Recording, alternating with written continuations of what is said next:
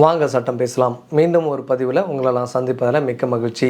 இன்றைக்கி நம்ம பார்க்க போகிற தலைப்பு பார்த்திங்கன்னா, ஒரு ஆண் நபர், ஹிந்து ஆண் நபர் தன்னுடைய சொத்தை செட்டில்மெண்ட் டீடு எழுதி வைக்காமலோ இல்லை வில் எழுதி வைக்காமலோ இறந்துட்டார் அப்படின்னா அவருடைய சொத்து அவருடைய வாரிசுகளுக்கு எப்படி பங்கு போய் சேரும், அந்த வாரிசுகள்னால் யார் யார் வருவாங்க அப்படின்றத நம்ம பார்க்க போகிறோம்.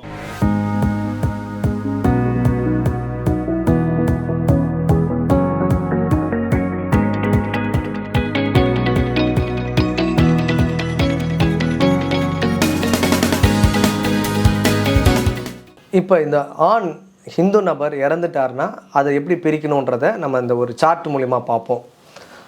ஒரு ஹிந்து ஆண் நபர் இறந்துட்டார்னா அவரோட வாரிசுகள் யார் அப்படின்றத முதல்ல தெரிஞ்சுக்கணும். அவரோட வாரிசுகளை 4 விதமாக பிரிக்கலாம். கிளாஸ் 1 லீகல் ஹேர்ஸ், அதாவது முதல் வகுப்பு வாரிசுதாரர்கள் அப்படின்னு சொல்லுவோம். இது முதல் வகையான வாரிசுதாரர்கள். 2வது வகையான வாரிசுதாரர்கள் கிளாஸ் 2 லீகல் ஹேர்ஸ். இதுக்கப்புறம் 3வது வகை லீகல் ஹேர்ஸ் யாருன்னு பார்த்தீங்கன்னா ஆக்னேட்ஸ். ஆக்னேட்ஸ் யாருன்னு சொல்லணும்னா மேல் மெம்பர்ஸ் அடங்கிய வாரிசுன்னு சொல்லலாம். ஆண் வாரிசுகள், ஆண் வம்சாவளியினர் அதிகம் உள்ள வாரிசுகள்னு இதை சொல்லலாம். அடுத்தது காக்னேட்ஸ். இதில் ஃபீமேல் ஓரியன்ட், ஃபீமேல் ரிலேட்டட் வாரிசுகள்னு சொல்லலாம். இதில் இந்த 4 வகையான லீகல் ஹேர்ஸ் பார்த்தோம் இல்லையா, இதில் கிளாஸ் 1 லீகல் ஹேர்ஸ் இருந்தாங்கன்னா இந்த கிளாஸ் 2 லீகல் ஹேர்ஸுக்கு சொத்து போகாது. அடுத்தது ஆக்னேட்ஸ் காக்னேட்ஸுக்கு போகாது. கிளாஸ் 1 லீகல் ஹேர்ஸ் மட்டும்தான் அதை பிரித்து எடுத்துக்குவாங்க. ஸோ இந்த கிளாஸ் 1 லீகல் ஹேர்ஸில் யார் யார் இருக்காங்கன்றதை பார்க்கலாம். இந்த கிளாஸ் 1 லீகல் ஹேர்ஸில் இந்த சார்ட் பாருங்கள். இதில் இறந்தவருடைய அம்மா வருவாங்க, இறந்தவருடைய மனைவி அவங்க வருவாங்க, அவங்களுடைய மகன் மகள் இவங்கெல்லாம் வருவாங்க. ஒருவேளை மகனோ மகளோ இறந்துட்டாங்க, அவங்களுக்கான பசங்க இருக்காங்க அப்படின்னா, அதாவது மகன் வழி பேரன் பேத்தி, இல்லை மகள் இறந்துட்டாங்க அவங்களுக்கு பசங்க இருக்காங்கன்னா மகள் வழி பேரன் பேத்தி, அவங்களும் கிளாஸ் 1 லீகல் ஹேரில் வருவாங்க. ஒருவேளை மகன் வழியாக இருக்கட்டும் இல்லை மகள் வழியாக இருக்கட்டும், பேரன் பேத்தி நம்ம பார்த்தோம் இல்லையா, அந்த பேரன் பேத்தி இது எக்ஸ்ட்ராடினரியாக திங்க் பண்ணுறாங்க அப்படின்னு வச்சுக்கோமே. அப்படிங்கும்போது இந்த பேரன் பேத்தி இருக்காங்கல்ல, இவங்க ஒருவேளை இறந்துட்டாங்கன்னா அவங்களோட வாரிசாகிய கொள்ளு பேரன் கொள்ளு பேத்தி, அதாவது மகன் வழியாக இருக்கட்டும் மகள் வழியாக இருக்கட்டும், கொள்ளு பேரன் கொள்ளு பேத்தி அவங்களும் இந்த கிளாஸ் 1 லீகல் ஹேர்ஸில் வராங்க. இப்போ ஃபார் எக்ஸாம்பிள், இப்போ அம்மா மனைவி மகன் மகளில் இருக்காங்க இல்லையா, இதில் மகன் இறந்துட்டார்னு வச்சுக்குவோம். இந்த மகனுக்கு 1/4 ஷேர் போக வேண்டியதை மகனுடைய பசங்க, அதாவது பசங்க மட்டும் இல்லை, மகனுக்கு மனைவி மனைவி மக்கள், மனைவி ஒருத்தங்க இருக்காங்க, மகன் ஒருத்தங்க இருக்காங்க, மகள் ஒருத்தங்க இருக்காங்கன்னு வச்சுக்குவோம். அப்போ இந்த இறந்த மகனுடைய 1/4 ஷேர் என்ன ஆகும்னா மறுபடியும் இந்த 3 பேருக்கும் ஈக்குவலாக டிவைட் ஆகும். அப்போ இந்த 1/4 ஷேர் என்ன ஆகும், இங்கே இவங்க ஒய்ஃபுக்கு 1/12 ஷேராக வரும், பையனுக்கு 1/12 ஷேர் வரும், அதாவது பேரனுக்கு, அகெயின் பேத்திக்கு 1/12 ஷேர் வரும். ஸோ இப்படி தான் கிளாஸ் 1 லீகல் ஹேர்ஸ் அந்த சொத்தை பிரிச்சுக்குவாங்க.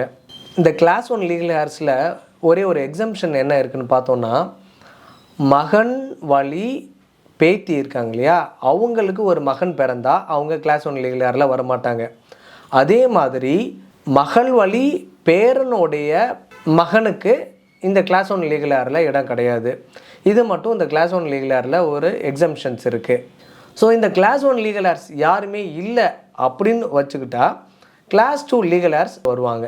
இந்த கிளாஸ் 2 லீகல் ஹேர்ஸில் உங்களுக்கு ஒரு டேபிள் இருக்கும். ஒரு நபர் இறந்துட்டார், ஆண் நபர் இறந்துட்டாருன்னா அதில் அம்மா வராங்க, மனைவி வராங்க, மக்கள் வராங்க. பாவம் ஏன்னு தெரில, அப்பாவை மட்டும் விட்டுட்டாங்க. அப்பாவை கிளாஸ் 2 லீகல் ஹேர்ஸில் கொண்டு வந்திருக்காங்க, அப்பாவை செகண்ட் கிளாஸ் லீகல் ஹேரில் கொண்டு வந்திருக்காங்க. ஆனால் இதில் ஒரு முக்கியமான விஷயம் பதிவு பண்ண வேண்டியது என்னென்னா, ஹிந்து சக்சஷன் ஆக்ட் 1956 வந்தது. அப்போவே பார்த்திங்கன்னா இந்த பெண் வாரிசுகளுக்கு முக்கியத்துவம் கொடுத்துருக்காங்கன்றதை நம்ம கண்டிப்பாக பாராட்டணும். ஏன்னா இதில் பார்த்திங்கன்னா அம்மாவும் சரி மனைவியும் சரி மகனும் சரி சரிசம பங்கு உண்டு அப்படின்னு கிளாஸ் 1 லீகல் ஹேரில் சொல்லியிருக்காங்க. இது கண்டிப்பாக பெண்களுக்கு முக்கியத்துவமான ஒரு பங்குரிமை. ஒருவேளை தந்தை உயிரோடு இல்லைன்னா தந்தைக்கு பிறகு யார் அந்த டேபிளில் இருக்காங்கன்னு பார்த்தீங்கன்னா மகனுடைய மகளுடைய மகன். நம்ம ஏற்கனவே ஒரு எக்ஸம்ஷன் பார்த்துருப்போம். அந்த மகன் வழி பேரன் பேத்தி இல்லை கொள்ளு பேரன் அதெல்லாம் பார்த்துருப்போம் இல்லையா, அதில் எக்ஸம்ஷன் இங்கே வராங்க. இந்த கிளாஸ் 2 லீகல் ஏர்ஸில் தந்தைக்கு அடுத்த டேபிளில் வராங்க. ஸோ அந்த டேபிளில் கூட யாரெல்லாம் வேறு ஷேர் பண்ணிக்குவாங்கன்னு பார்த்தீங்கன்னா, அந்த இறந்த நபருடைய பிரதர் அண்ட் சிஸ்டர் அவங்களும் இதில் வராங்க. ஒருவேளை இந்த 3 நபருமே உயிரோடு இல்லை அப்படின்னா, இவங்களுக்கு அடுத்தது மகள் வழி பேரனோட மகன், அதாவது இதையும் நம்ம மேலே கிளாஸ் 1 லீகல் ஏரில் எக்ஸம்ஷனாக பார்த்துருப்போம், அவங்களும் இந்த டேபிளில் வராங்க. ஒருவேளை இவங்களும் இல்லைன்னா, அதாவது நீஸ் அண்ட் நெஃப்யூ, அதாவது பிரதரோட பசங்க வந்து இதில் வருவாங்க. அவங்களும் ஒருவேளை இல்லைன்னா அடுத்த டேபிள் பார்த்திங்கன்னா பெட்டர்னல் கிராண்ட்ஃபாதர்ஸ், அதாவது இறந்த நபருடைய தந்தையோடைய அப்பா அம்மா, தாத்தா பாட்டி இதில் வருவாங்க. ஒருவேளை அவங்களும் இல்லை அப்படின்னா அடுத்தது step mother and brothers widow. அந்த காலகட்டங்களில் வந்து ஆண் வந்து பல மேரேஜஸ் பண்ணுற மாதிரி ஒரு சூழ்நிலை இருந்தது இல்லையா, அந்த காலத்துக்கு இது வந்து செல்லுபடியாகும். இப்போ உள்ள இதுக்கு செல்லுபடியாகுது. ஸ்டெப் மதர், அதாவது அப்பாவுடைய ஒரு மனைவி, அவங்களுக்கும் அடுத்தது பிரதர்ஸ் விடோ. தம்பியெல்லாம் முன்னாடி வந்துட்டாங்க இல்லையா, அந்த தம்பி இல்லாத போது இங்கே வராங்க தம்பியோட மனைவி. ஒருவேளை இவங்களும் இல்லைன்னா அதுக்கு அடுத்தது தந்தை வழி அண்ணன், இல்லைன்னா அவங்களுடைய அக்கா, அங்கிள் ஆண்ட், அவங்க வருவாங்க. அவங்களும் இல்லைன்னா அதுக்கு அடுத்தது தாய் வழி தாத்தா பாட்டி, அதாவது அம்மாவுடைய அப்பா அம்மா, இவங்க வருவாங்க. அவங்களும் ஒருவேளை இல்லைன்னா அம்மா வழி அண்ணன் தம்பி, இல்லைன்னா அவங்களோட அக்கா தங்கச்சி, அவங்க வருவாங்க. இவங்க யாருமே இல்லைன்னா ஆக்னேட்ஸ்ன்னு சொல்லி அடுத்த சொந்தத்துக்கு போகும். அது நம்ம ஏற்கனவே சொல்லியிருப்போம். ஆக்னேட்ஸ் யாருன்னா, அதாவது பெரும்பாலும் இது வந்து ஆண் சமூகத்தை சேர்ந்த வம்சாவளியை சேர்ந்தது. உதாரணத்துக்கு யாருன்னு பார்த்தீங்கன்னா, தந்தையோட கூட பிறந்தவங்க வருவாங்க, இல்லைன்னா தந்தையோட ஸ்டெப் மதர் நம்ம முன்னாடி பார்த்தோம் இல்லையா, அவங்களோட பையன் வரதுக்கு வாய்ப்பு இருக்குது, அவங்களுடைய பொண்ணு வரதுக்கு வாய்ப்பு இருக்குது. இதுக்கு அடுத்தது இவங்களும் யாருமே இல்லைன்னா காக்னேட்ஸ்ன்னு சொல்லப்படுற அடுத்த ஒரு உறவு வருது. இந்த உறவில் யார் வருவாங்கன்னா, நம்ம ஏற்கனவே சொன்ன மாதிரி பெண் வழி உறவினர்களை இதில் நம்ம கொண்டு வரலாம். இது எக்ஸாம்பிள் யார் வருவாங்கன்னு பார்த்தீங்கன்னா, அம்மா வழி தம்பியோட பையன், இவங்கெல்லாம் வருவாங்க. ஸோ இந்த மாதிரி கிளாஸ் 1 கிளாஸ் 2 ஆக்னேட்ஸ் காக்னேட்ஸ் இந்த வம்சாவளியினர் உறவினர்கள் யாருமே இல்லைன்னா அந்த ஹிந்து ஆண் நபருடைய சொத்து யாருக்கு போகும்னா கவர்மெண்ட்டுக்கு போய் சேரும்.